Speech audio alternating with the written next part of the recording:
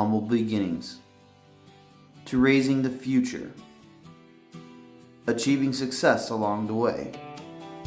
We'll never back down, because we are here to race.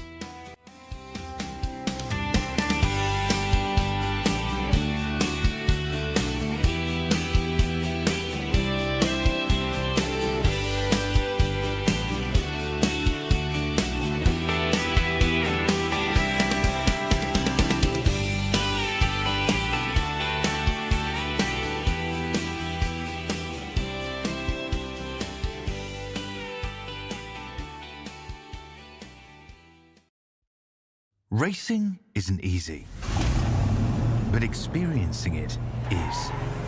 iRacing puts you in the driver's seat with the industry's leading sim racing game. Drive on laser scan replicas of the greatest racing circuits from around the world. Go head to head against other drivers chosen by skill-based matchmaking to ensure competitive racing at every level. Compete across all your favorite series in officially licensed cars engineered to deliver the most accurate driving experience possible.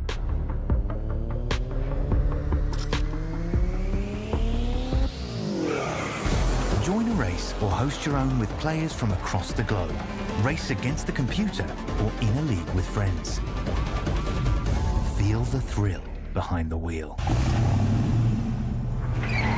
Visit iRacing.com.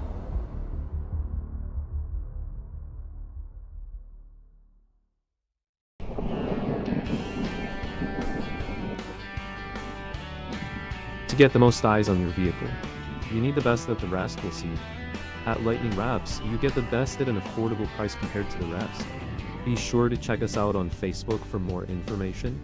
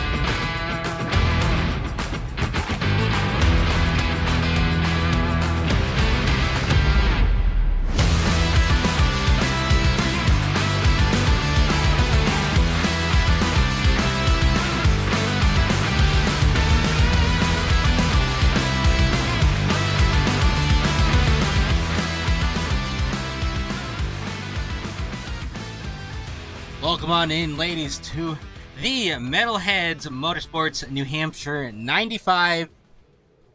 Getting ready to go green here in just a second. Qualifying just wrapping up. This is the final race before the Lightning eSports Arca Series drivers will begin their hunt for the championship. I'm Oscar Jensen, and I'm joined here by Bryce Shoemaker here tonight at New Hampshire Motor Speedway. And Bryce, this is going to be a really interesting race. It's going to pretty much decide which drivers are in the championship hunt and which drivers will unfortunately not be able to make it in. And if you're a driver who isn't quite in yet and are right on that cut line, it's going to be something that you're going to have to watch out for. Yeah, this is going to be a fun one tonight. New Hampshire usually provides a good amount of tire wear. You can have some good pit strategy come in. You're going to have to manage your short run to your long run speed. So this is a fun one to have as your regular season finale. This will let those drivers that aren't locked in yet maybe have a chance here, go off the script and make a wild pit call maybe here and get a win out here tonight. All Alright, well, while we are mentioning things about strategies and whatnot, it's 95 laps. Let's go ahead and start down our starting lineup. On the front row, on the pole, is going to be Bud Shearer and Michael Chanel. Those two are going to be making up row number 1. As we head to row number 2, Luke Deschardins and Truth Hoke are going to be in 3rd and 4th. Then heading on to row number 3, it'll be Oren Russell and Michael Ware. Going on to row number 4, it'll be Christian Shriver and Barry Nelson. Then heading back to row number 5, we will have Kevin Baker. We'll be joined by Rusty Jordan on the outside. And row number 6, Brandon Cookhausen. And then Sebastian Chanel to his outside. And then in row number 7, we'll have Mike Rideout, who will be followed to his outside by Hayden Cookhausen. Directly behind him in row number 8 will be Jeffrey Ledford and Jesse Fox. And then in row number 9 will be Sean Burke, Jason Henry. And rounding out the field in the final row of row number 10 will be Timothy Causey. So, like I said, 95 laps race. It may seem like not a lot, but it also can be pretty hard, difficult and hard on these drivers.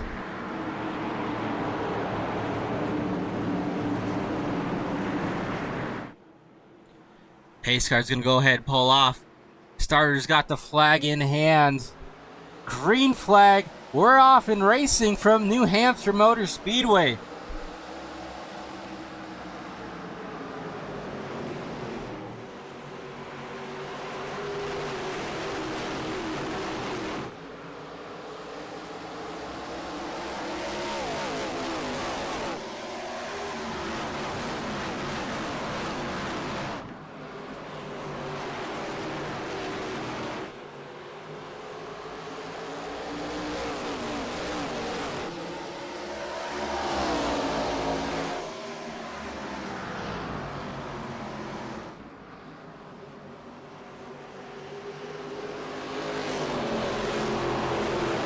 Lap 1 will be led by Bud Shearer, who takes the point out front pretty early on. Michael Chanel back in 2nd. A little bit further back, we got a battle here for 8th position between Kevin Baker and Barry Nelson.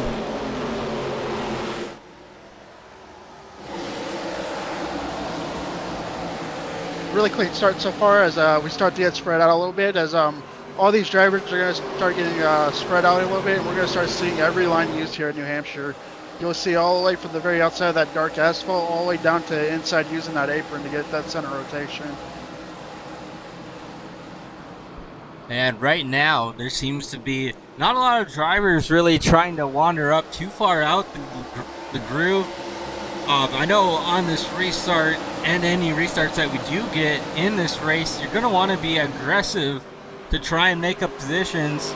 It's going to be a lot harder to pass here as these laps get further on into these runs, and that's kind of what we'll have to watch out for with the over-aggressionness. I mean, I know some drivers are going to try and take all that they can, but at a super difficult track like this, it's hard to push but also save enough and not overstep your own boundaries.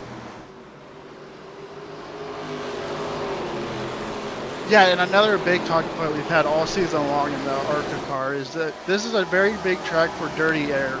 Drivers are going to be looking for clean air because the hot speeds are so high in the center of the corners. So that's also what's going to turn this into a really multi-group track is if you stay behind someone for too long, you're going to start burning that right front tire off. And I can tell you, if you burn your right front tire here at New Hampshire, you're going to be in a lot of pain for the second half of the run here.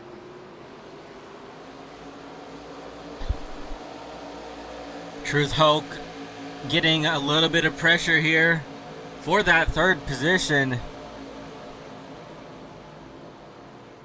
These two going to go side by side through 3 and 4. right now it's a dead race down this front straightaway. We'll see which one of these drivers can get the advantage heading into turns 1 and 2. 37 way up against that outside wall, trying to get a big run. May have hit the wall just a bit there off exit, but that's going to move Truth back into third, or I should say into third for the time being, as the 37 is going to try and work his way back around. Just doesn't have enough power to get to the inside.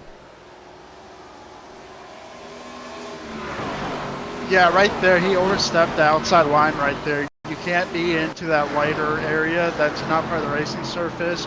All the dirt, marbles, and all that collects up there. And if you get into it, you're going to have no grip.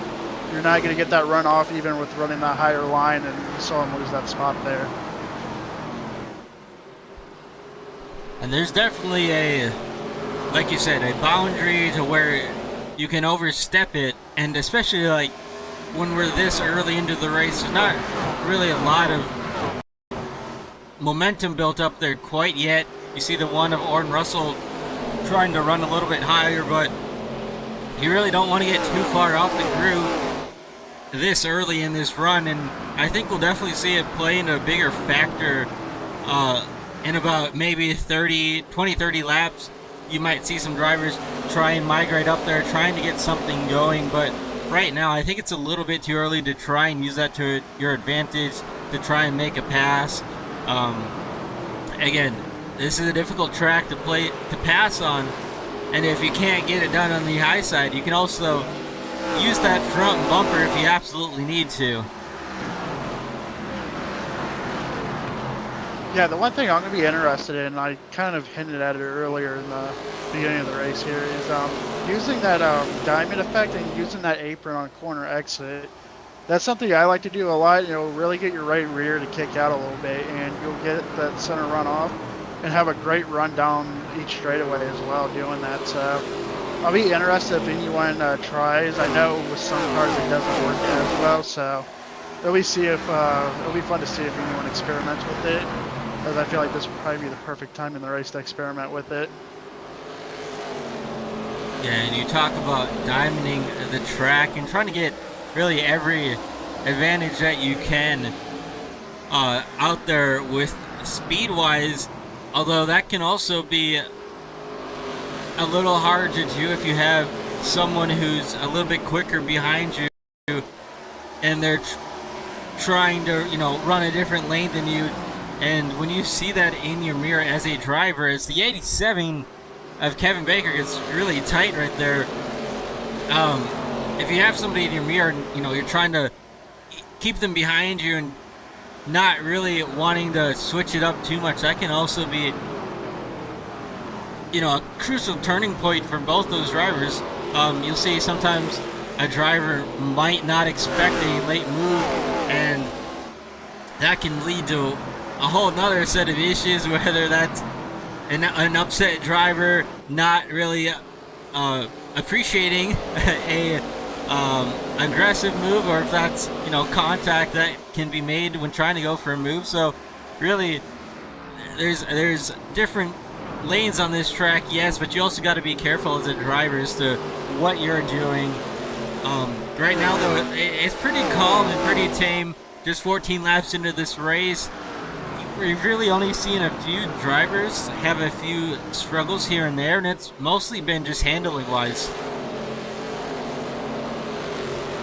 Yeah, the drivers right now, I think we're starting to see them get a little bit more loose on corner exit, and we're seeing quite a few drivers still using that groove right above the racing surface. So the more they run that line, the more they're going to clean it off, and it'll come more and more into effect. But I'm just a little worried about their tires right now. When you run on that dirty area and on preferred groove there, you're going to use your tires more. But I think some of these guys running in the back that aren't using that line, or maybe even the leaders who are running below that, I think they're happy to see that line starting to get cleaned off, as that would be an option for them later in the race. We're watching Barry Nelson. He's going all the way down there. And remember that this whole track is pretty much usable. That was white and that white and blue, not out of bounds. So you can technically enter underneath that line I'm not quite sure how much it'll help you out, but right now Barry Nelson is actually using it and finding a little bit of speed. He's been able to close that gap up on Oren Russell just a little bit these last couple of laps. What I'm also seeing is, I've been talking about going below that line. He's putting his left front tire right on that blue line. And when you use that blue painted line, it could actually be a little bit of grip that will actually help center rotate you as well.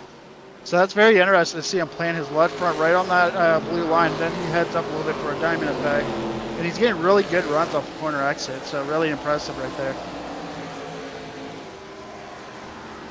Yeah, he's doing a pretty good job at that. Is again Oren Russell and the 87 of Kevin Baker get together right there. Kevin Baker seemed to be struggling on these entries each and every lap. It just seems like that car is too tight on entry for his liking, and that's the second time that he's slid up. Thankfully Russell was able to hang on to it, but that was a sketchy moment right there for a second. Yeah, and this is only going to get worse as this run goes on. It's going to build more and more tight on entry and center. Even if you're loose off, you're still going to have that tight effect on entry. So maybe he can go down on his brake bias. That's a big adjustment you can have in these cars, even with the fixed setup. If you go down that brake bias and get you a little bit more loose on entry, I don't know how big of an effect it'll have, as you can only go down on it by 3%, I believe. So, but if he hasn't played with it yet, that'd be a great opportunity to start learning what that brake bias can do for him. Now I want to go back to Barry Nelson quickly. He's really running some great lap times these past couple of laps. He's been matching about the top 2 on speed and consistently hitting this line that he's running really good. And if we go up to the leaders, it looks like these guys aren't really necessarily running the same line that he is, and to be able to keep that speed that he is down there, obviously we'll have to see what it's doing to the tires on this run, but setting some really good lap times for the time being. I can tell you, I'm watching him right now. He is so loose off these corners. I cannot believe he's matching lap times with the leaders right now. It's definitely not using his right front, but he's definitely using that right rear more, getting that right rear kicked out. So he just had almost a moment off turn 2 a lap ago, and he saved it. And he's still, he's matching lap time. So impressive. Again, we'll have to see what those tires look like, and if he's actually doing any damage. The more you slide those tires, the more heat you're going to build, and that's just going to be a bigger issue the more laps you put on those tires. But for the time being, he's doing a heck of a job. And back up front, I mean, Michael Chanel has not lost track of race leader Bud Shear, and these two have been pretty even with each other since the drop of the green flag. And it's pretty much these past few weeks, it's been these two have been pretty, even on speed, and have, I mean, Bud has had a unbelievable handful of races, about these last 5 races, 3 wins there, and really looking good out front right now. Yeah, momentum is a real thing, and the top 2 definitely have it on their side right now. Every week, we're usually at the end of the races talking about Bud Shear and Chanel here in second, so they've definitely submitted themselves as the championship favorites, and it'll be fun to watch to see if any of these other drivers can put together a playoff run to compete with these two.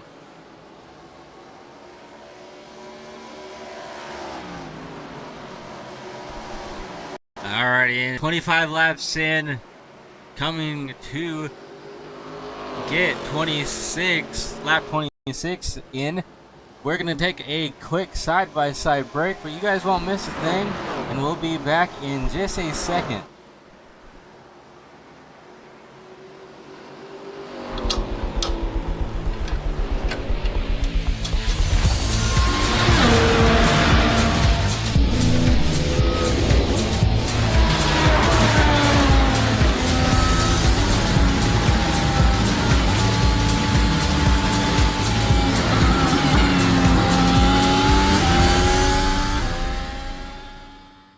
From humble beginnings to raising the future, achieving success along the way.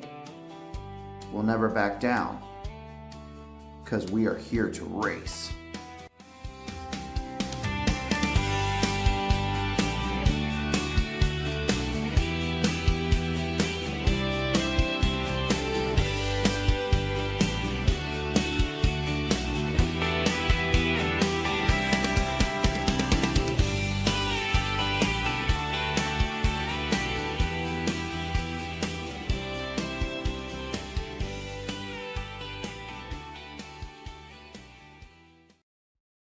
Racing isn't easy, but experiencing it is.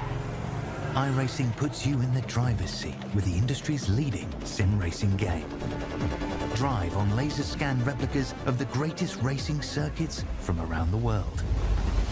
Go head-to-head against other drivers chosen by skill-based matchmaking to ensure competitive racing at every level. Compete across all your favorite series in officially licensed cars engineered to deliver the most accurate driving experience possible.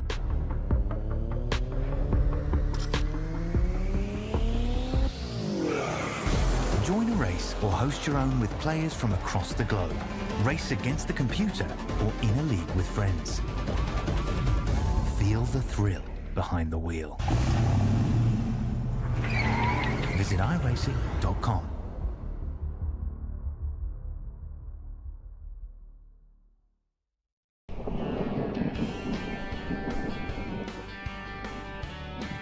To get the most eyes on your vehicle, you need the best that the rest will see. At Lightning Wraps, you get the best at an affordable price compared to the rest. Be sure to check us out on Facebook for more information.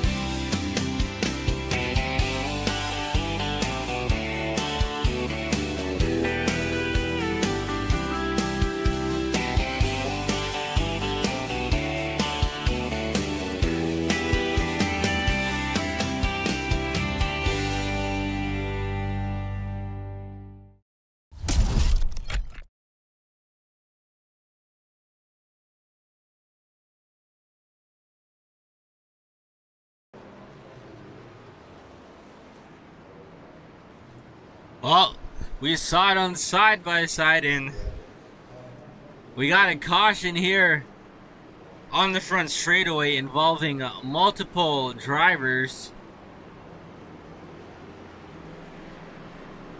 And that's going to bring up our first caution here. We'll take a look at it here in just a second, and by the looks of it, I mean, I'm not quite sure if I was tell what exactly happened. We'll have to go back. And alright, so it's a 10 of Jason Henry and Rusty Jordan getting together off the floor. Then, a hard hit right there from, I believe that's Jeffrey Ledford in the 01. And then, I mean, both those cars are absolutely destroyed on those front ends. Take a look at it again. And unfortunately, I didn't go back when I saved it, but right there, I mean, it looks like they just really met in the middle, unfortunately. And I mean, I think Rusty Jordan was trying to diamond it like we were talking about, and Jason just didn't, have enough room there.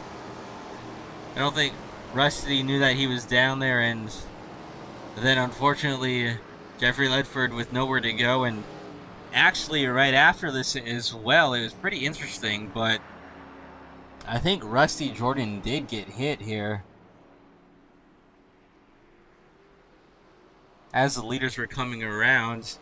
You'll see him just sit here and right about here is just banging. I don't know who that was, unfortunately, but that's pretty unfortunate timing right there. But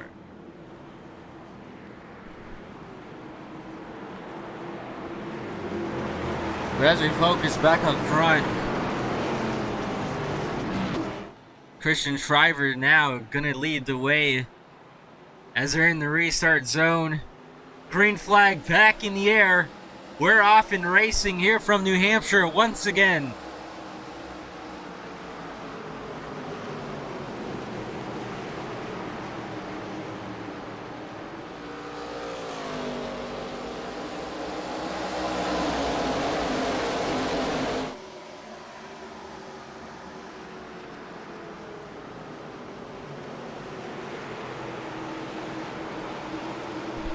Christian Shriver tried his best to hold off these guys behind him, but unfortunately Bud and Michael are able to get around him there, and they're going to take the top spot away from Christian Shriver, who now falls back to 4th, getting pressure for 5th position.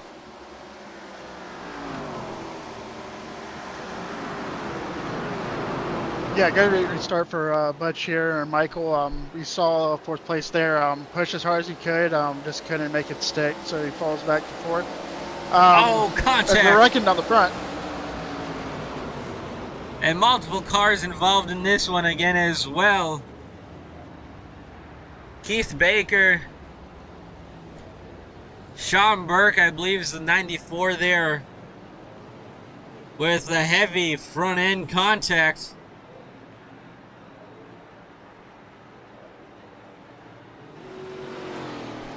It's a destroyed race car with a 95 machine.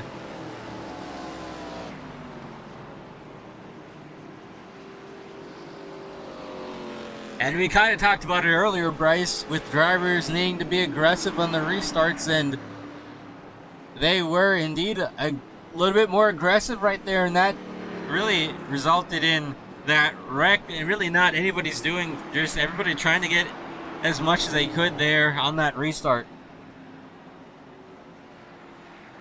Yeah, last chance to make the playoffs. You got to make up track position. This is a track that's really hard to make passes once you get a few out.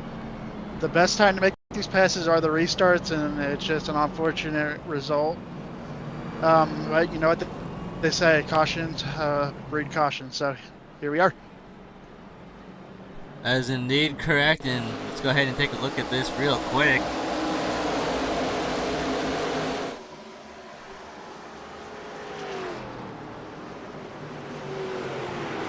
So Christian Shriver falling back, just trying to hang on to as many positions that he could, and a little clip there by, I think that was Barry Nelson in the 28, sent the 87 up the track.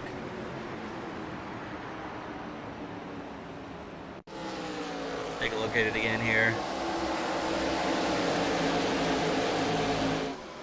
And again, Christian Shriver had been falling back since the restart, losing a few spots there, and I think Barry Nelson was trying to stick it maybe 3 wide, maybe trying to give a push to the 87, and unfortunately clipped the 87 and sent him up into that outside wall, and a lot of drivers really just nowhere to go behind them.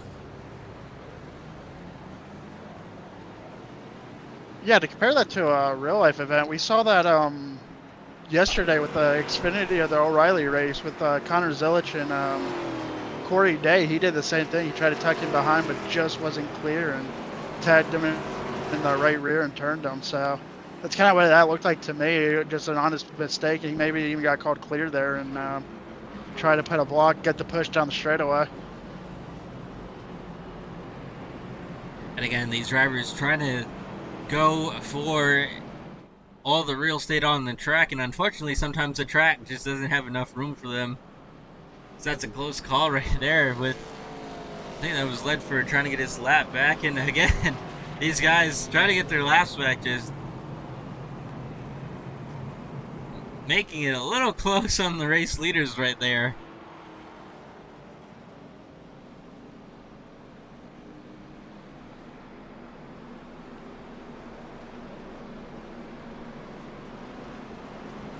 But as we get this caution, pacing at lap 39, gonna be coming to 40.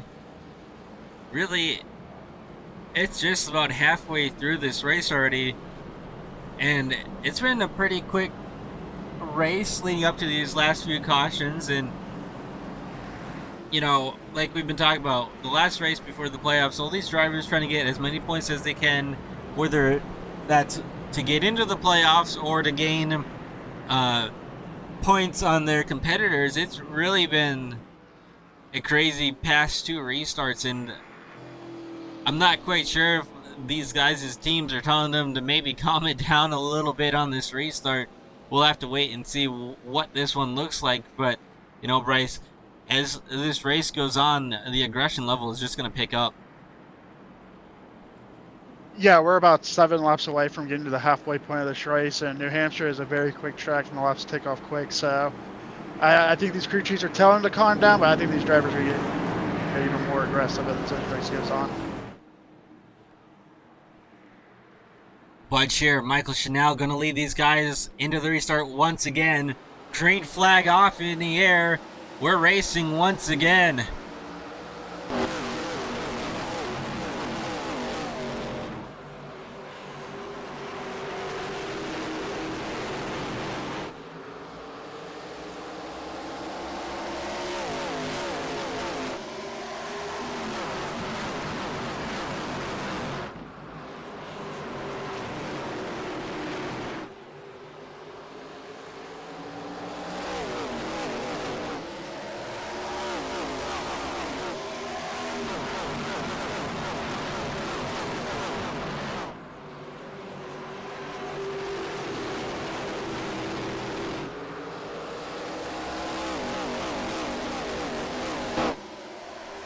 Little quieter, little bit more smoother of a restart there.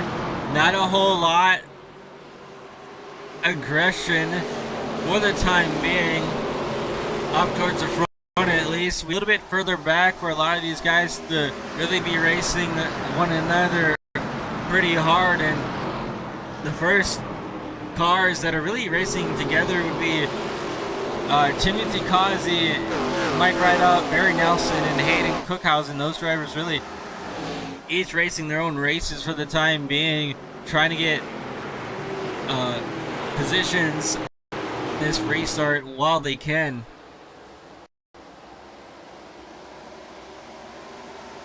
I'm currently watching Sebastian Chanel, and he is really ripping the wall on the higher line. There's a little bit of contact, great save by Timothy Causey and Sebastian. But I was just saying, he's been riding the wall. Like, he's not even in close to preferred groove, and he's been making good lap time. So I think we're seeing it. That high line is actually going to start rubbering up here the more cars that run it. But I think by the end of this race, that's going to be a preferred groove. I'm really starting to see the runoff become valuable there. And through 3 and 4, he did the thing that you were talking about. And now as we head in 1 and 2, running a little bit lower, but still running up there. And like you said, making a lot of good speed up there, able to put the gap between himself and the guys that he was just having to deal with behind him. And now closing down the gap in front of him of Jason Henry, who has a little bit of a moment there on entry. And then right in front of him, Luke in the wall just a bit. Able to keep it going though, and looks like he has some sort of front end damage on that 37 car as well. So that's going to have to be something that you keep in mind as well when it comes to aero and trying to make passes. There are 2 places you do not want damage. That's the front of the nose and the rear of the car. So especially at a track like New Hampshire, very, very aero sensitive. We were talking about burning the right front tire. He's probably going to be even more tighter than his competition. So this will be something we'll have to watch. He was running a really good race, but he might start falling off the pace just a little bit here.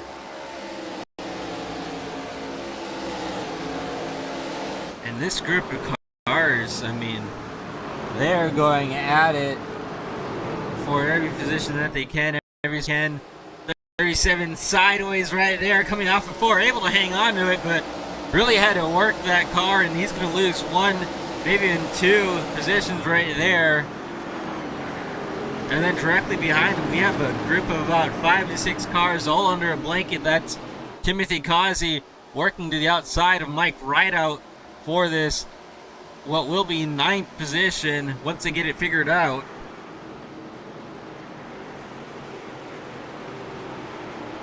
Yeah, these are just some fantastic racing right now. They are all bunched up here, 2, 3, even 4 wide, using every lane from the blue line all the way up against the wall. So these guys are putting on an incredible show. We know these are the guys that are battling each other for a playoff spot, and this is just the most heated battle on the track right now.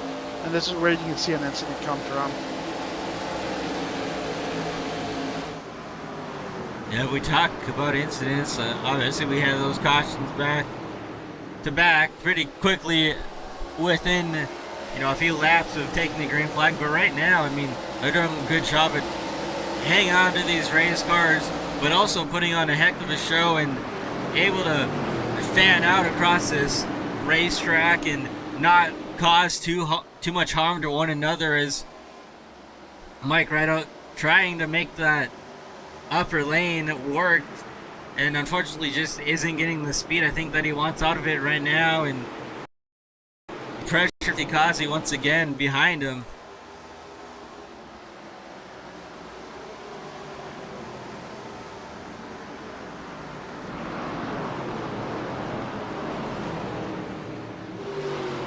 Right now we have a 3-horse race for the lead. Bud Shear leads them. Michael Chanel P2, and Brendan Cookhausen has put his name into the pot for this race win as well.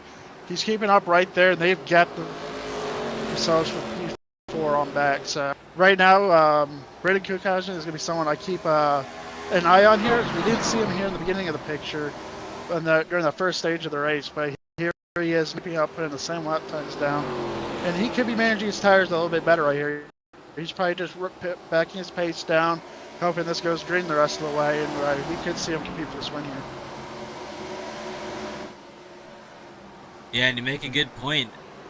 If we look at the 5, the 97, and the 93, and all kind of running similar lines, but Brandon, these last couple of laps has definitely looked a little bit smoother than at least the 97 of Michael Chanel in front of him.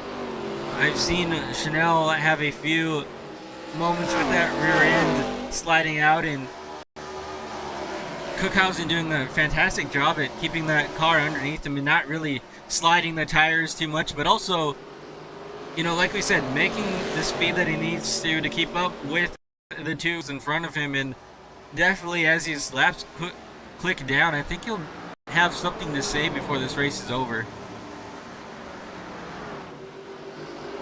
Yes, and I really, really like what he's doing. He's not following that 97 at all. If the 97 goes high, he goes low.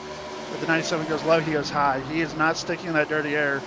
And I don't care what line you're running. You will say the tire's better not being in that dirty air. So he's doing a fantastic job just managing the dirty air that he's having to deal with. And I think he'll be getting around the 97 here sooner rather than later. So top 3 pulled away from the rest of the field, and all 3 of these drivers looking really strong here as these laps click down. And then further back, we still have this intense battle going on for about the 6th, just about the 10th position. I mean, all these drivers continuing to be aggressive, but also, racing smart and utilizing everything that they can from within their cars. I think that was Sean Burke, who had a slide right there coming off of turn 2, able to hang on to it. So, you know, like I've been saying, these drivers doing a really good job at hanging on to the race cars back here, but also racing for these positions. I haven't driven the Arca car in a long time, but I feel like this is the most ill-handling cars I've seen in New Hampshire in a very long time. These guys are really, really loose off both ends of the corners. They're kind of really tight. We see another moment off turn 2. These guys are putting on one great show. They are all over the place in the best way possible. A little bit of door rubbing right there at the 37 and the 0-1. Side by side down the front straightaway. Luke to the inside is not going to let Jeffrey Ledford have that position that easy. A little bit of more bumping right there in the middle of 1 and 2. That's going to wash up Ledford up the track, and Luke going to slide right in front of him. As we go into turns 3 and 4, will the 0-1 give him a bump? Doesn't look like too much of a push and shove, but he's going to send it down low and try and get a run built up for turns 1 and 2. Yeah, I think that was just him showing he wasn't too pleased with it. Now they're going to go back to hard racing by clean. If they almost touch again, this is a hard battle. They're going tooth and nail, and they are putting everything on the line. I cannot believe they haven't wrecked yet.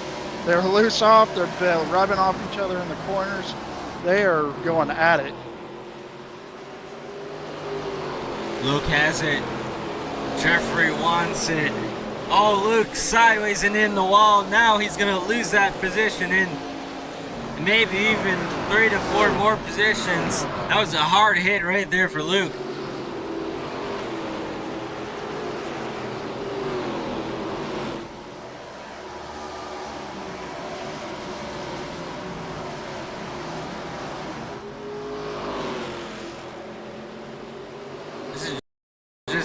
This racetrack, even for 15th position back here, we have Michael Ware and Hayden Cookhausen.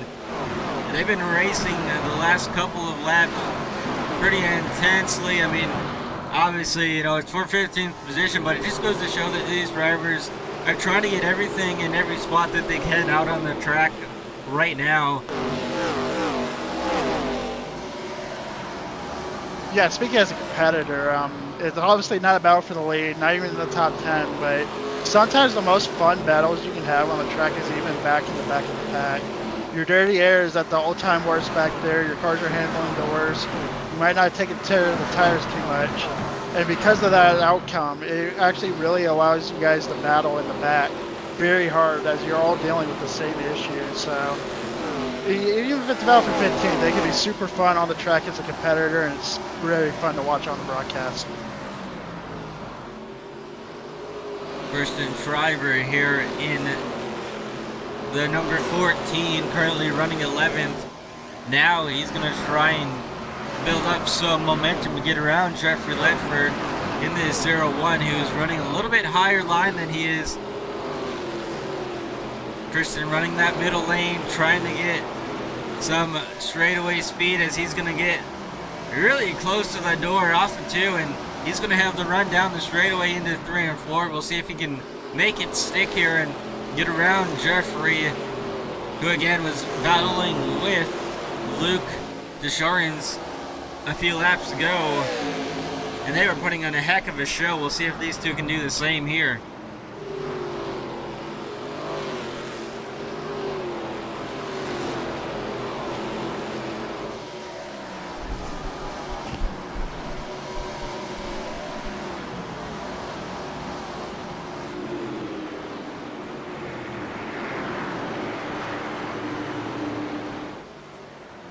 Timothy Causey here coming to pit road. So he's not quite sure if he's planning on that or if that was just some sort of issue, but either way, he's going to head down pit road. And back up front, Bud Shearer continuing to lead the way, and he's put a gap between him and now second place of Brandon Cookhausen. That gap just over 2 seconds. So Bud really putting on some great laps these past about 10 laps, and again, he's been probably the biggest threat here the past few weeks, wouldn't you say so, Bryce? Yeah, it doesn't matter for racing dirt, on road, asphalt, concrete. It does not matter. Bud Shear is always up front, always a contender. It really almost like Shane Van Gisbergen on road courses. He just looks unbeatable sometimes. So, once again, a very unique track at New Hampshire. He's obviously dominating. He's starting to pull away from P2. So, championship favorite. We've talked about it. He has all the momentum in the world right now. So, it's going to be interesting to see how these playoffs play out and if he dominates just like he has in the regular season.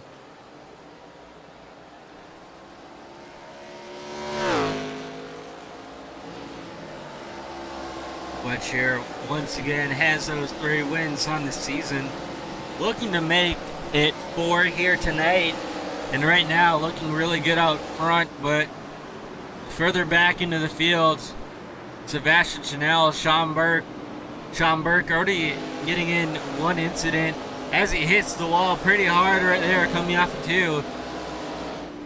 Sean's really just trying to make up some lost ground from that incident that he was involved in earlier, and right there lost a little bit of momentum to Sebastian, who he was kind of chasing down, but that hit's gonna definitely cost him a bit of time, and he'll have to go back to work to trying to get the 91.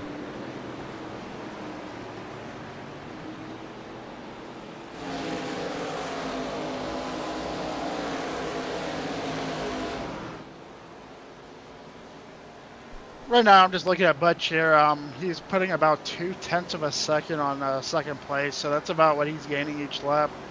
I think the biggest thing is clean air. I don't think he ever had to push his car at all, and we saw Brandon have to run in third, run behind, having to run unique lines just to stay out of the dirty air, and I think even that might have just hurt the tires a little bit much. So I'm not sure if we have a green flag pit stop left or not. That'll be interested. As we start talking about it here, they come down pit road, so we do have green flag stops.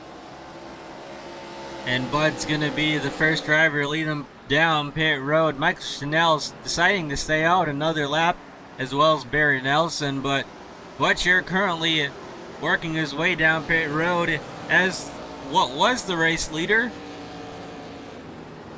And at a place like this pit road is really slow, and it has a bit of an elevation change here and there. There's a few bumps here and there down pit road, so although it might not look too difficult, you really don't want to speed and cost yourself any time, whether that's a penalty or just in general losing track position, you know, with a mishap on pit road, overshooting your box, whatever it may be.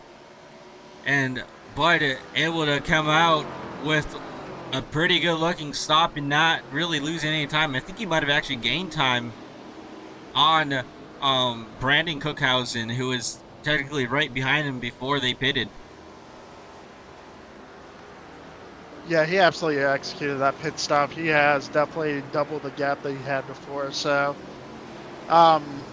we just talked about it, the different track types. Now we do pit stops. We haven't seen too many green flag pit stops this season, and it's just another thing Bud Shear just absolutely executed. So just absolutely flawless so far this season, and anything he does, and green flag pit stops is another one. I think at this point, I think some of these drivers might have to pull off a different pit strategy or get a caution and regroup and restack them. And still waiting for a few of these drivers to make their pit stops, and some of these drivers did come down a little bit earlier than we would have thought. So this thing will play out here eventually, but with 22 laps to go currently, it's kind of switched up this whole race, and Barry Nelson electing to still continue to stay out. That's gonna put majority of this field 1 lap down. Only 2 cars on the lead lap currently, that being race leader Barry Nelson and Bud Shear. So those 2 drivers, if there was a caution right now, those 2 drivers would be the only ones on the lead lap, and If there was a caution during green flag pit stops, Bryce, that's really a big game changer. I don't think a lot of people understand what that could do. Yeah, it changes the whole momentum. I mean, we're looking at it right now. There's only 2 cars on the lead lap. That means cars that would pit under the caution would get 4 fresh tires. These guys that would take the waiver round would be on older tires. And I mean, our most dominant driver is in P2, so he wouldn't even have control of this race no more. So I think that's 100% what Barry Nelson is banking on right now. He's just going to keep on ticking laps until he runs out of fuel and pits then. But we're looking at about a little over a second of fall off compared to the leader to second place who's pitted. So this definitely is all about the caution. This is not a move that maybe have fresher tires at the end of the race. There's not enough time to make up. Some close racing right there as well between Brandon Cookhausen and Jason Henry. And if you're one of these drivers right here, you definitely don't want to.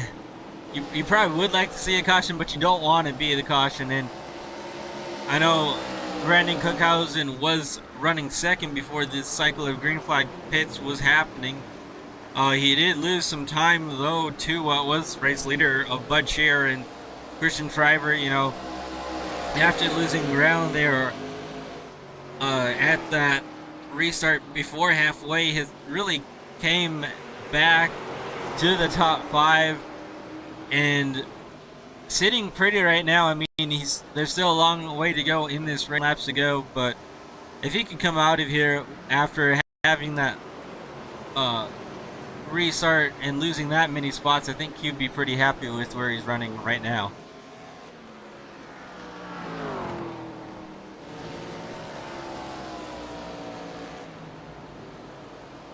So yeah, we were talking about it before the pit stop. I believe the gap was a little over 2 seconds. Right now it is at 5. Look at the ticker. It kind of looks like they're trading laps back and forth. Sometimes Shears 1/10 quicker. The next lap, Cookhausen will be a 10th faster. So it looks like at least on short run, they're both about just equal, and they're running the same identical laps. So with that 5-second gap, I think we're still in that mode of they need a caution to shake things up for Shear, or looks like he's going to have this one and make it look easy. Yeah, and Bud Shear taking the point away once again with this race lead currently after green flag pit stops have kind of cycled out. Again, you know, like you said, he grew that lead on that round of pit stops, and really I think Brandon also lost a little bit of time there when him and Jason Henry and Christian Schreiber all trying to figure it out. I think he definitely lost a little bit of time there as well. And you know, right now it's looking like Jason Henry is trying to get around this 5 car. Just, I don't know if Cookhausen has the speed that he did earlier, and all this is really going to do is just affect that gap between these two and the race leader. It's just going to continue to grow as these laps click down and these two continue to battle for the second position. This is interesting, actually. Right before Jason Henry caught second place, he was actually a 10th and a half quicker a lap than Bud Shear. So I don't think Brandon's pace has dropped. I think Jason Henry's car's just come to life here. If he can get around Brandon here quickly, I mean, I wouldn't write him off completely just yet, but we're seeing New Hampshire come to life here. It's very hard to pass, dirty air. We can see the aero blocking going on, so this is more of a battle for second, I think, now at this point, now that I'm watching the battle more closely. Jason Henry trying to get around the 5 machine, running a little bit lower there. He's side by side coming off for 2. We'll see if Jason can slide up. Will he have the momentum? Not quite clear, as Brandon Cookhausen going to fight strong on the outside going to turns 3 and 4. Will he be able to send it in deep and slide up? Yes, he will. So just as you were saying, Bryce, Jason Henry now in the second position. We'll see what he can do as Cookhausen hit the wall just a bit. They're off of 4.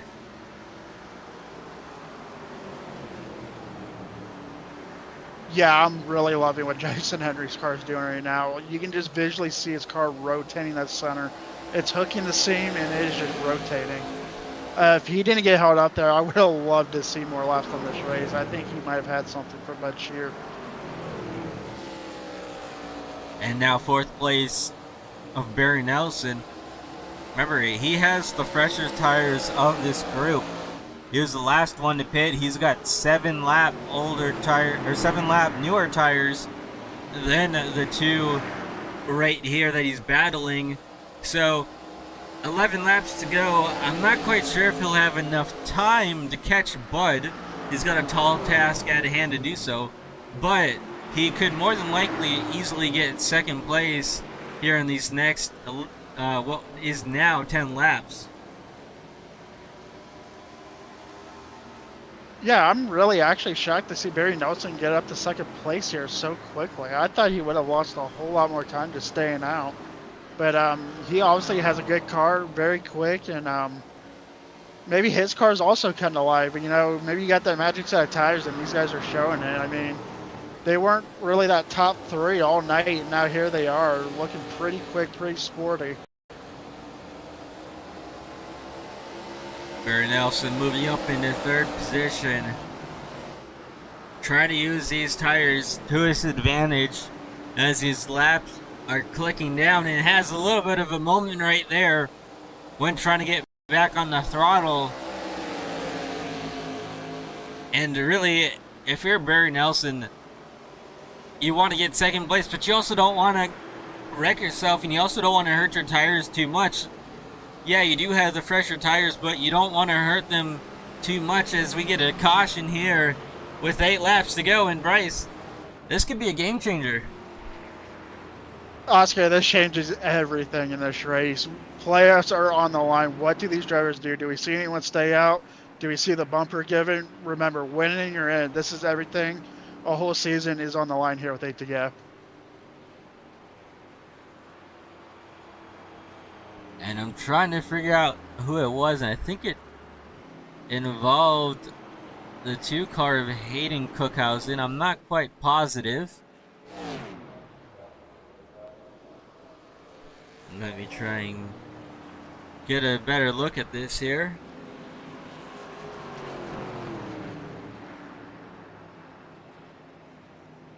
Yeah, you're absolutely right. It was Hayden Cookhausen. So Racing are getting passed by Sebastian Chanel on the outside. I don't know, that I'm not quite sure if he tried to clear up right there on the 6 car of Michael Ware, or if maybe he thought that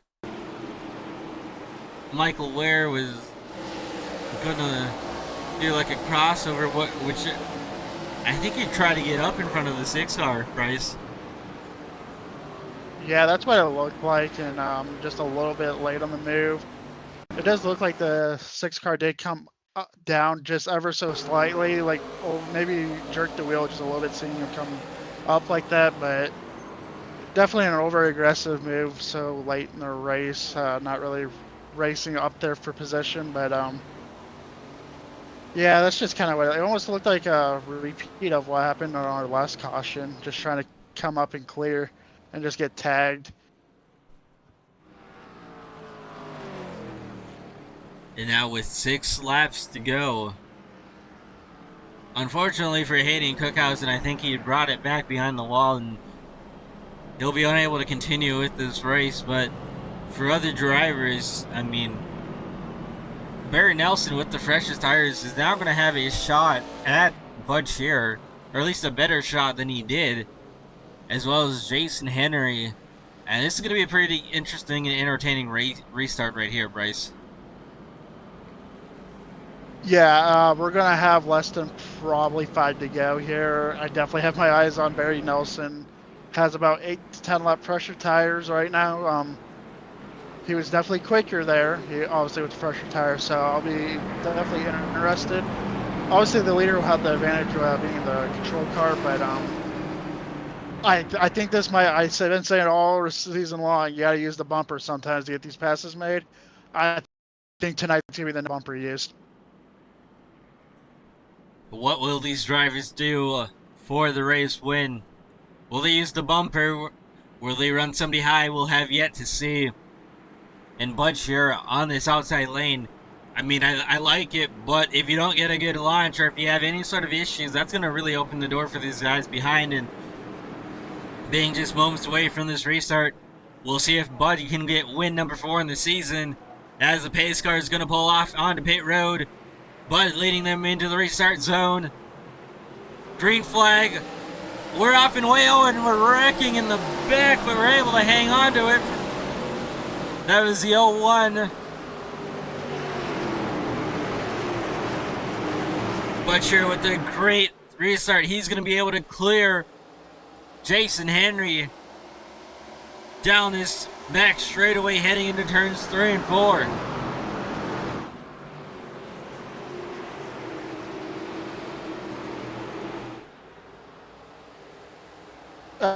Absolutely fantastic restart for Butch here.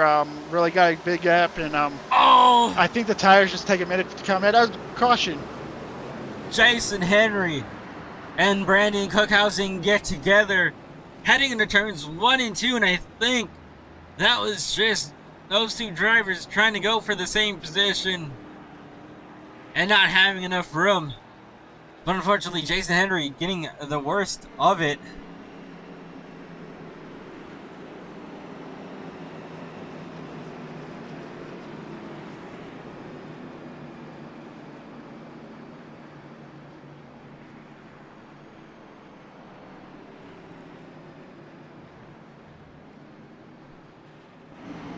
I was just saying, it looked like the tires just weren't coming in for Barry Nelson, but he's going to have another crack at this in a green-white checkered.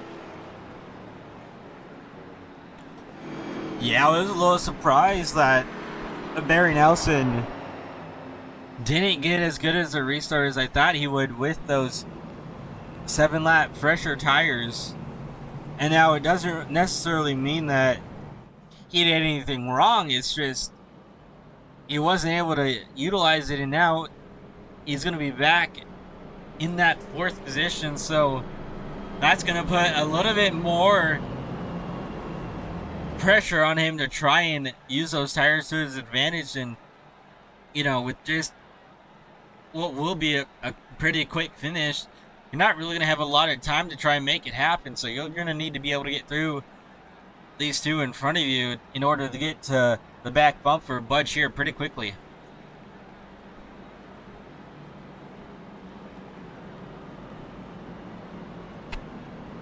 Yeah, the biggest thing, obviously something I've learned this season, is that the rear leader doesn't get to go when he wants. It's always on the flag man. So but Nelson just has to get a good restart. He needs to time it a little bit better where he can maybe get a little bit rolling of a start compared to what he's done before. He needs to dive it 3 wide inside, I think. I think that's the best thing. He's going to be restarting 4th again, so he's a little bit behind there again. I think that restarting 4th is what's hurting him the most. And again, Barry with those fresher tires, Mike Rideout and Brandon Cookhausen all on the same tires of Bud Shearer. But that doesn't mean that they still can't win this race. They're just going to have to be aggressive with their moves here on this restart, as we're going to go ahead and we're going to take a look at this incident in our side-by-side.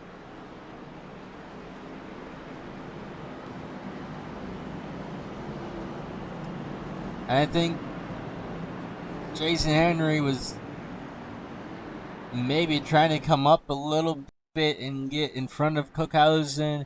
Cookhausen might have thought that he had a little bit more room to work with, but either way, both those drivers, I don't think that was the outcome that one of them wanted.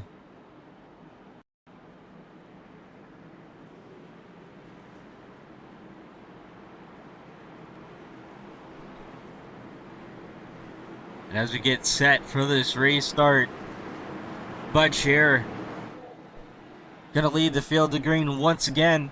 The 5-car Brandon Cookhausen to his inside. Barry Nelson, Mike Rideout making the row behind him.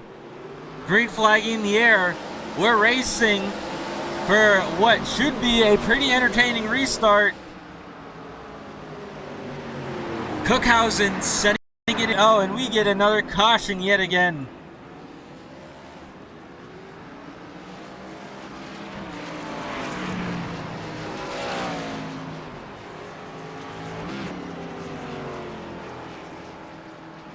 This time Christian Shriver, I think, has probably the worst damage from that, and he's going to have to tow that car behind the wall. Luke DeShoren's also involved in that 37 yellow and black machine.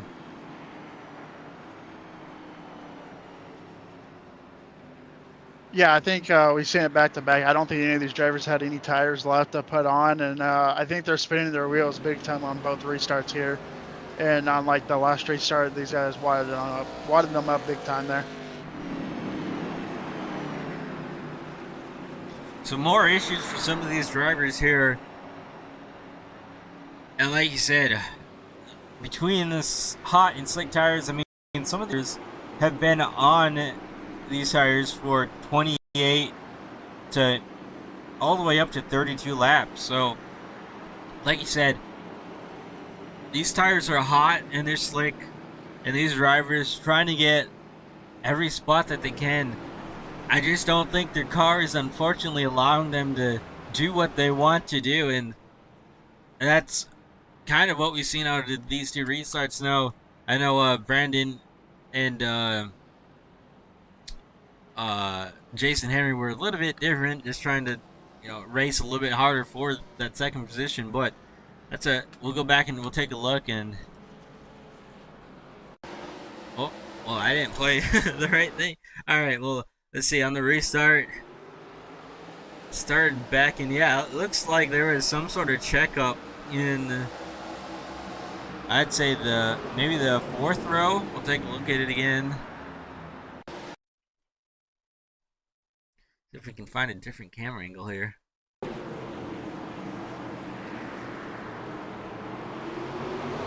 Yeah, it looked like Timothy Causey and Sean Burke. I think Timothy Causey had a little bit of an issue trying to get going, and Sean Burke, had a little bit of a better restart behind him and then checked up, which kind of just accordion affected behind them and caused that stack up right there. The driver with the worst damage from that, fortunately having to tow.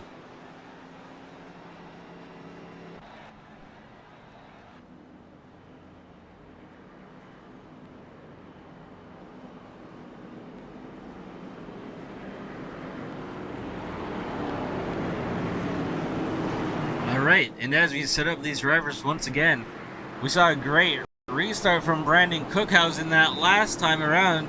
Let's see if he can have another great start here as we head into the restart zone. Side by side, green flag in the air. Pretty good start by that front row, but Bud Shearer able to get the better advantage, and he'll be clear of Brandon heading into turns 1 and 2.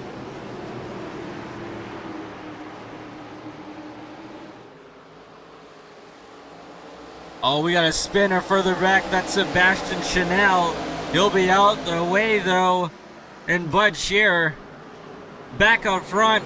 Will Brandon Cookhausen have anything left in the tank for Bud Shearer as the starters got the white flag in the air this time by around? We'll have 1 lap to go here at New Hampshire Motor Speedway.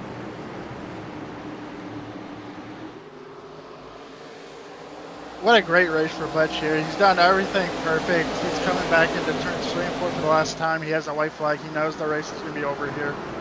As he has 1 more corner to go. He's coming out of turns. They wreck big and hard in the back, but that does not matter. Bud Shearer's coming out of turn 4 to be a race winner at New Hampshire. And wrecking big they did. But like you said, Bud Shearer was already pretty much about to cross that finish line, and he'll get win number 4 on this season.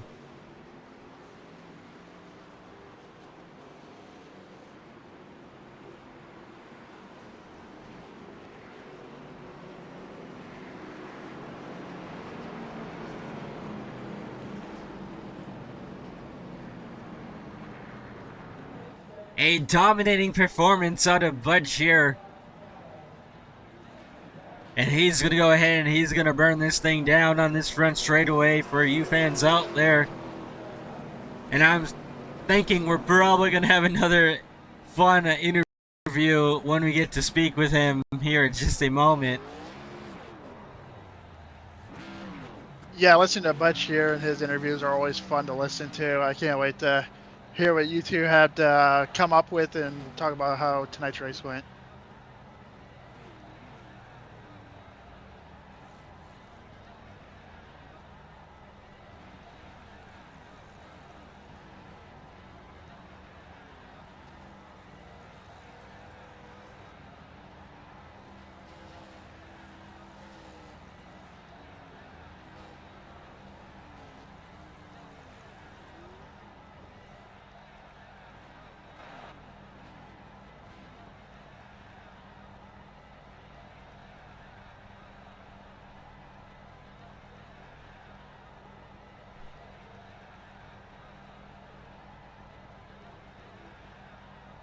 Bud gonna park it on the finish line. It will give him a moment before we speak to him.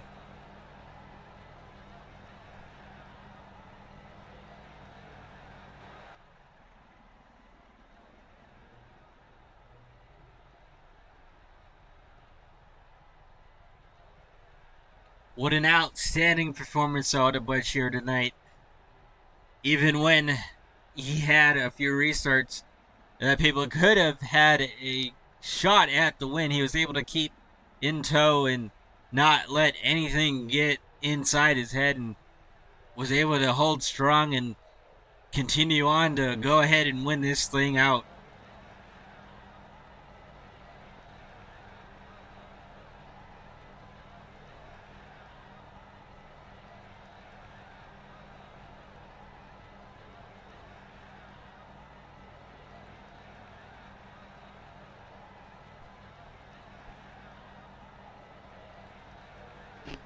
And Bud Shear able to hop off the car, and congrats Bud on win number 4 this season. Once again, an absolutely dominating performance out of this 93 team. And even when there was pressure here at the end, you were able to hang on and able to stick it out and get the race win.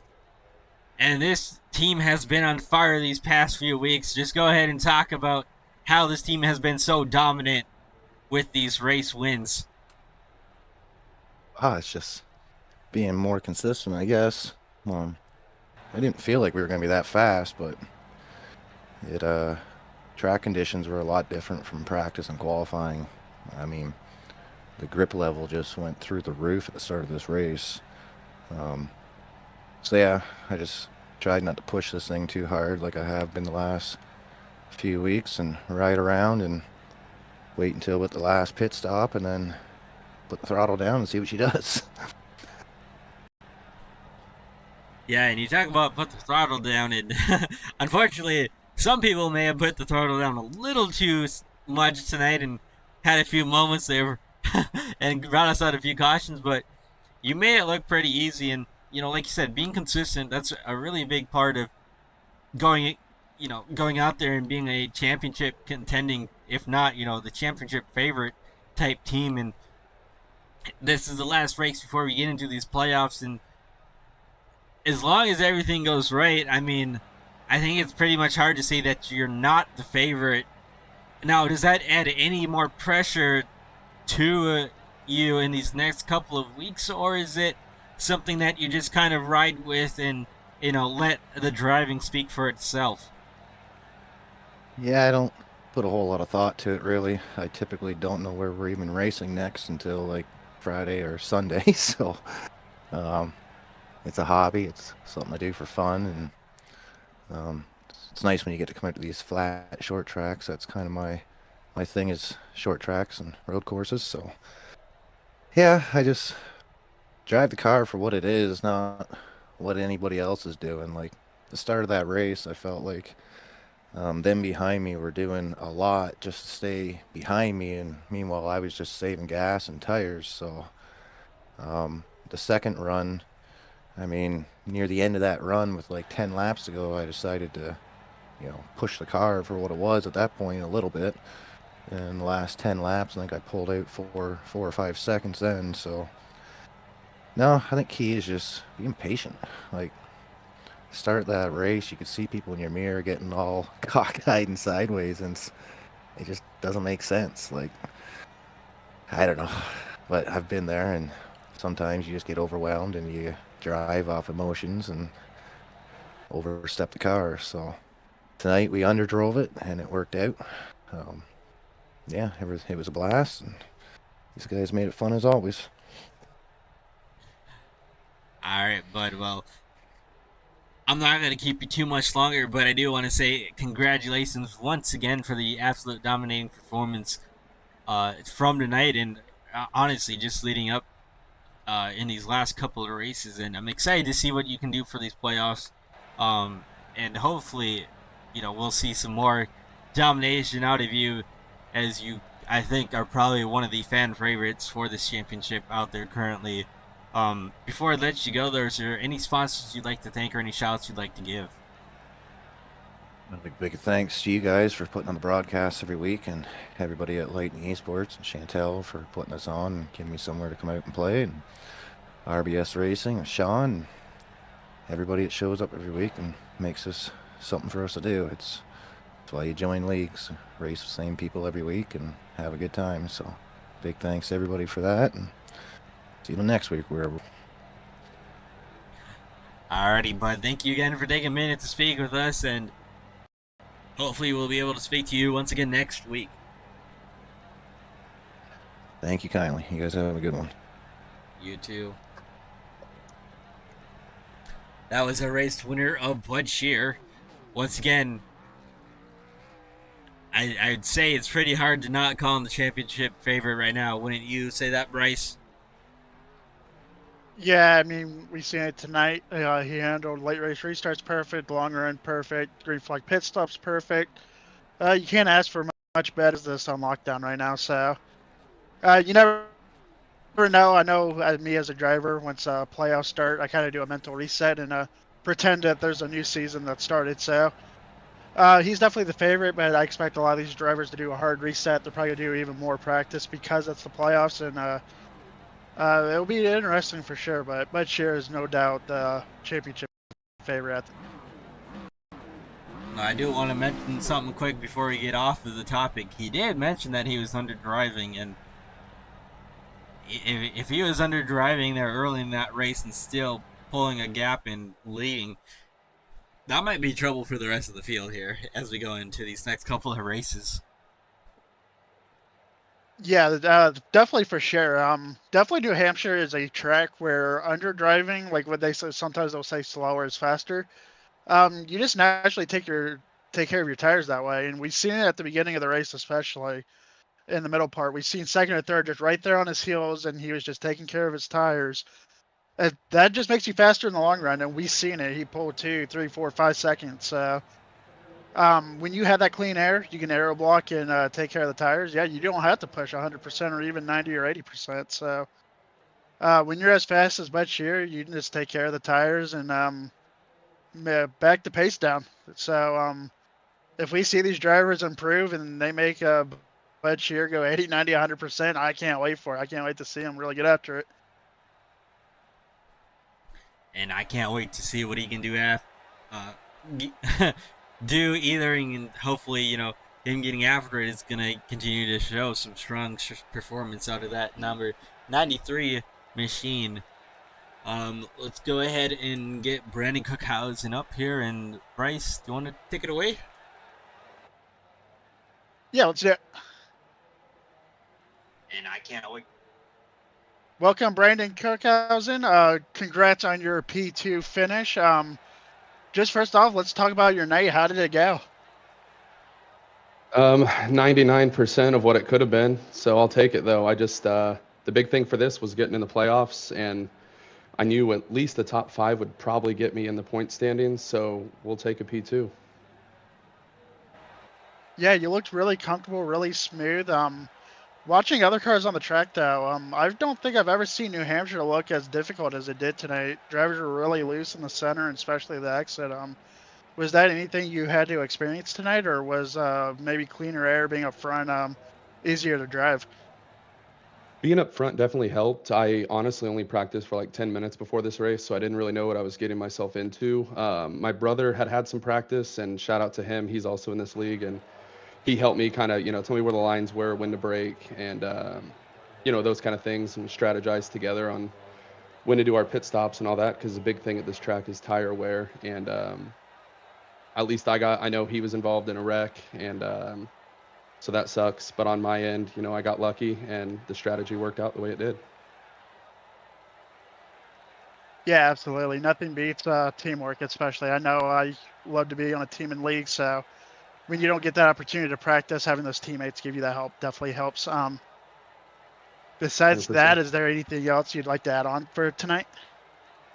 Yeah, shout out to Bud. He's been tearing it up this season. It was fun to battle with him at the end, and I knew his tires were older than mine, but considering the fact that he's twice as good as I am, I was hoping maybe that would even it out a little bit. But that outside line is a good position to start in, especially on the front row. And if you can get that, exit on the turn on the outside lane, I mean, you're pretty much driving right past the other guy. But it was fun, and shout out to my mom and dad for watching. They watch every week. My girlfriend, and all my friends that watch back home. Thank you guys for watching, and thank you so much for the admins for putting this league up. And even in chaotic times with all the cautions and black flags, even today with Chantel being out, great job to the admins that stepped in and put the work in. And last thing, I haven't looked at the wreck yet, but me and Jason Henry got into a wreck, and if that was my fault, I'm totally sorry. I don't want to getting a top 3 position like that, but I'll look over and see what happened there. But I appreciate it. Well, thank you for joining us in the booth. Congratulations on your P2, and we can't wait to see what you do at Chicagoland to start these playoffs. Yes, sir. I'm excited. Thank you so much.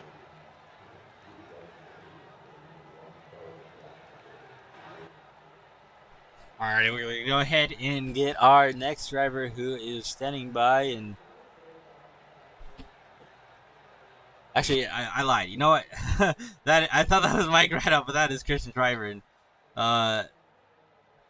we could probably talk to him, honestly, but I don't know if he'd want to talk with us. But either way, it sounded like Brandon Cookhausen was pretty. I mean, it sounded like he was pretty happy with being able to finish second there, and especially with what he said and not getting a whole lot of practice and really relying a lot on his brother Hayden Cookhausen. Either way, I mean, at a track like this, to be able to come home with a second place finish and not have a whole lot of practice, it's a pretty big, testament and showing as to what some of these drivers can do with limited practice. Yeah, he might not have won the race, but to come in here, 10 minutes of practice for how ill handling the cars were. He started 11th, so it wasn't like he had clean air the whole race. That's momentum going to the playoffs, no doubt. That probably felt like a win to him. So impressive drive by him. I think he might put in more practice now that he knows he's locked into the playoffs now. And Chicagoland's going to be a fun one. I think he's going to be up there contending with Bud, and I can't wait to see how this championship battle turns out. And I can't wait for these playoffs to begin as well. It's going to be true testament to some of these drivers and teams. Let's go ahead, though, before we do anything else, and let's take a look at these race results here. Again, Butcher with the race win. Brandon Cookhausen, who we just spoke to. Mike Redout finishing third. Then we go down to Barry Nelson, Michael Chanel, Timothy Causey, Sean Burke, Oren Russell, Luke Descharnes, and then Jason Henry. Those are your top 10 drivers. Again, we just heard from Brandon Cookhausen. Apologizing to Jason, who, they were racing for second on second to last restart, and unfortunately Jason Henry got the worst of that and able to rebound to 10th position, but probably not the finish he was on track for. And then we go ahead and take our next page of drivers, beginning with Michael Ware in 11th, Sebastian Chanel, Truth Hoke, Rusty Jordan, Jeffrey Ledford. Those are your top 15 drivers. Then we go down and finish out the rest of the field with Kevin Baker, Tristan Shriver, Hayden Cookhausen, and Jesse Fox. And those are your 19 drivers to round out the field. And again, Bud Shear, dominating performance tonight here at New Hampshire Motor Speedway. Able to get win number 4 on this season and looking like the playoff favorite. And I'm going to continue to say that as long as he keeps dominating these races. Before we go, though, Bryce, is there anything else that you'd like to add before we go off and away? Yeah, tonight was a very fun race. That was a very entertaining one to watch. Like we said all night, the cars were so ill handling, and I usually don't see that in New Hampshire. So that was definitely a New Hampshire race that we got to watch, and it was definitely a thriller all the way to the final lap to finish off the regular season. I believe next week we kick off the playoffs, Chicagoland and Gateway for round 1. So definitely an interesting first round, and they're definitely gonna have to work on the long run pace. Chicagoland is a very bumpy, very worn out track, 70 laps in the afternoon. So this will be a fun way to kick off the playoffs. It's going to test every driver on every aspect of skill you need in a stock car. And again, Chicagoland will be next week, same time, and it'll be right here on the Turn Sector Media, and can't wait to look forward to that. Once again, I'm Oscar Jensen, and I am joined here by Bryce Shoemaker. And we want to thank you guys for tuning in tonight and allowing us to put on this broadcast for the Lightning eSports Series. And we'll see you guys next week at Chicagoland. Until then, we hope you guys have a good rest of your night and a heck of a race here. Again, shout out to Butch here for the dominating performance. Able to capitalize on others' mistakes and just continue to do what he's been doing all season long.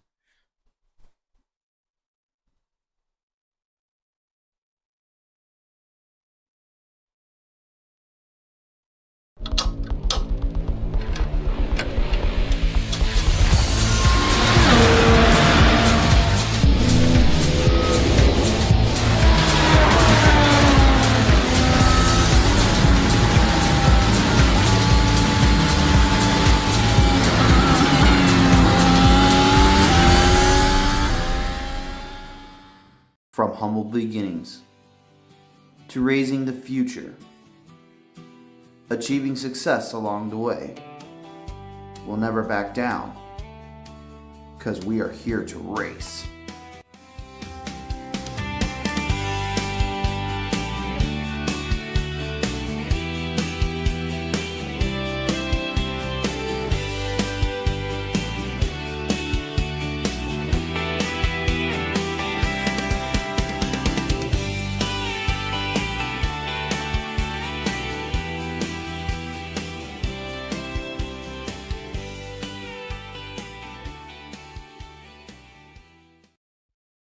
Racing isn't easy, but experiencing it is. iRacing puts you in the driver's seat with the industry's leading sim racing game. Drive on laser scan replicas of the greatest racing circuits from around the world. Go head to head against other drivers chosen by skill-based matchmaking to ensure competitive racing at every level. Compete across all your favorite series in officially licensed cars engineered to deliver the most accurate driving experience possible.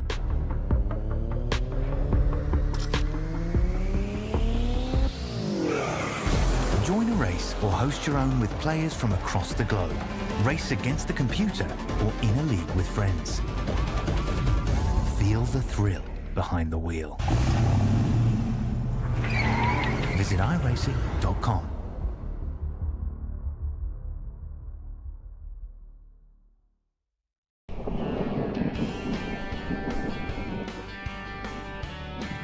To get the most eyes on your vehicle, you need the best that the rest will see. At Lightning Wraps, you get the best at an affordable price compared to the rest. Be sure to check us out on Facebook for more information.